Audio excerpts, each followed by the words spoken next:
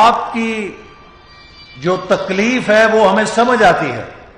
حکومت کی تکلیف یہ ہے کہ ان سے حکومت چل نہیں رہی، ان سے حکومت قابو میں نہیں آ رہی، انہیں پتہ نہیں لگ رہا کہ معیشت کو کیسے چلانا ہے۔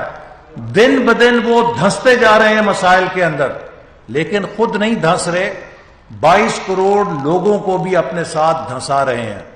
لیکن اب ان کو اندازہ ہے کہ یہ قوم مسلم لیگ نون کے دور کو یاد کر رہی ہے، تو اس لیے ان کو پھر فوبیا ہو جاتا ہے نواز شریف کا۔ نواز شریف صاحب کے باہر جانے کی اجازت کسی اور نے نہیں دی، حکومت نے خود تسلی کر کے دی ہے۔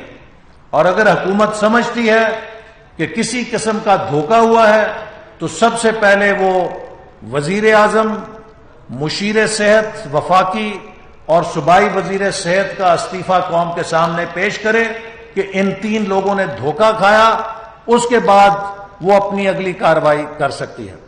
دوسری بات آج یہ کہی گئی کہ اپوزیشن NRO مانگتی ہے اور ہم NRO نہیں دیں گے۔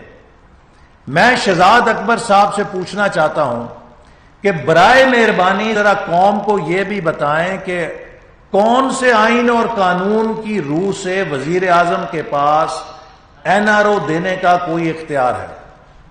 اگر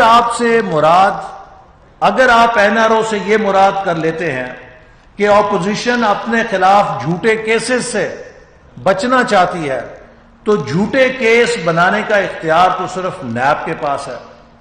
اور اگر آپ یہ کہتے ہیں کہ ہم NRO نہیں دیں گے تو پھر آپ یہ کہہ رہے ہیں کہ نیب آپ کی ہدایت پہ کام کرتی ہے۔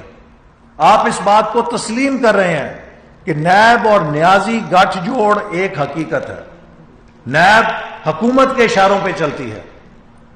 اور اگر نیب آپ کے اشاروں پہ نہیں چلتی تو NRO کا دوسرا طریقہ یہ ہو سکتا ہے کہ وہ کیسز جو اپوزیشن کے خلاف عدالتوں میں فریم کیے جاتے ہیں، عدالتوں سے ہمیں